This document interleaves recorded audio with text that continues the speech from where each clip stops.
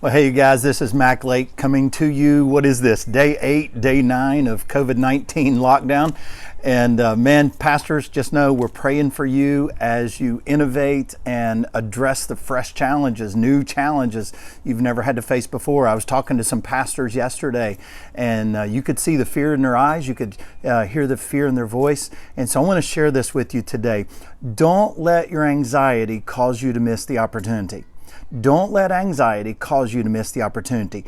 There is huge opportunity today, and here's what I want to talk to you about today. The crisis is an opportunity to reshape the culture of your church. Crisis is an opportunity to reset the culture of your church. Now, you have to ask yourself, what is it about our culture, our church culture, that needs to shift or needs to change? For some of you, hey, our people really don't understand what church is. They see church as a weekend service. They see church as a building. So this is the perfect opportunity to reshape and reset the definition of what church is for your people. Or for some of you, maybe your people just don't understand the practice of discipleship. They don't really understand what it's all about. Well, this is the perfect opportunity to reset your culture and redefine what discipleship is all about. Or maybe they don't understand the importance of community. Of all times, this is an incredible opportunity to help reshape the way your people value community. Or for some of you, maybe you're frustrated because your people don't live on mission. They don't act like missionaries. Well, guess what? This is perfect opportunity to reset your culture. Now, what needs to be reset in your church culture? I don't know. You got to answer that for yourself. But I want to share a principle with you today of how to shape culture, how to shape your church culture. And this is a huge opportunity you have right now in the midst of this crisis to reset the culture of your church. I read a book years ago by Paul Smith called Lead with a Story. Paul Smith worked for Procter & Gamble, and he valued story so much that he hired a Hollywood movie producer to come in and to teach their senior executives how to tell story, because he knew if they could get their senior executives to learn how to tell stories, it would shape the entire culture of the organization.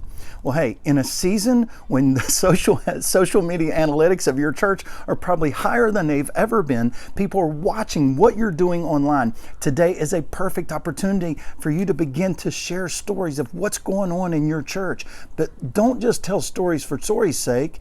Tell stories to reshape your culture, reset people's thinking about what church is, discipleship is, worship is, serving is.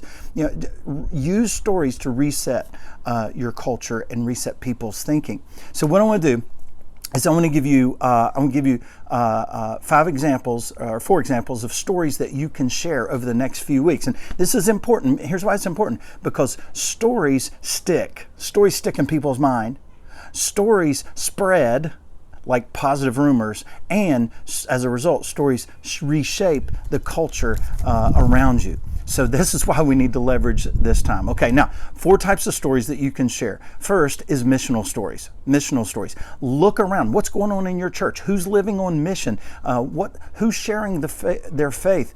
Who's sharing the gospel in their neighborhood? I just talked with a group of pastors the other day, and they're collaborating together, and they've identified 36 individuals who said, you know what, during this time and probably beyond, I will step up and be a neighborhood ambassador for my neighborhood.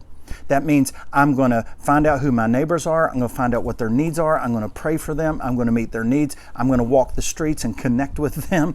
And I'm going to be an ambassador for the gospel in my neighborhood. 36 neighborhoods in Charleston have been claimed by believers who said, I'll own this block or I'll own this neighborhood. That's an incredible story. Second, discipleship stories. Tell some discipleship stories. I heard a story the other day. This pastor said, no, it wasn't even a pastor. It was a guy who said, hey, our missional community met, and it was so powerful. We met by Zoom. It was so powerful. People didn't want to leave. They just wanted to stay online and continue connecting.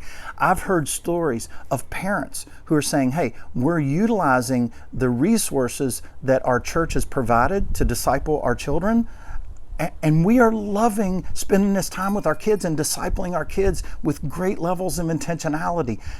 Find these stories, tell these stories. It'll reset people's thinking about what discipleship really is. A third area, generosity. I've talked to some churches. One church, their giving is down 30%. Another church, their giving is down 50% so far. This could get worse. So find some stories of people in your church who are stepping up. They're going above and beyond. They're giving sacrificially, just like the New Testament church did in times of pressure and crisis. Find those stories and spread those stories, because it can help spread a spirit of generosity even when there's a season of scarcity. And then number 4 is tell some stories about people serving, some serve stories.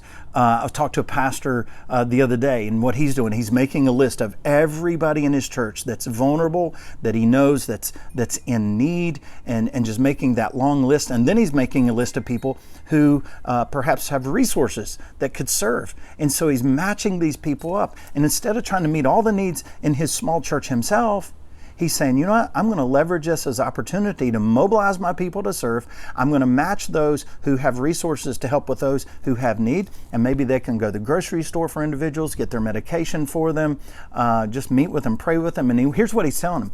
Don't just meet their need, but call them, connect with them, stay connected with them, and just keep on connecting with them. I love that.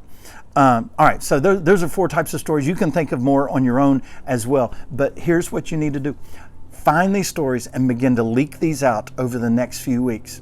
Because as you leak these out, you're spreading positive rumors. Stories stick, stories spread, and as a result can shape your culture. And here's what I love about stories. Stories inspire people's minds. It inspires them to act differently. And when people begin to act differently, it shapes your culture. Culture is nothing but the sum collective behaviors of our people. That's what culture is, just how the majority of us act. And so tell stories that will change the way people believe and change the way they think. And as a result, you will shape the culture. Guys, we're continuing to pray for you as you navigate this crisis. But remember, don't be overcome by anxiety and miss the opportunity. Use this crisis to shape the culture of your church. Reset the culture of your church. Thanks for joining me today.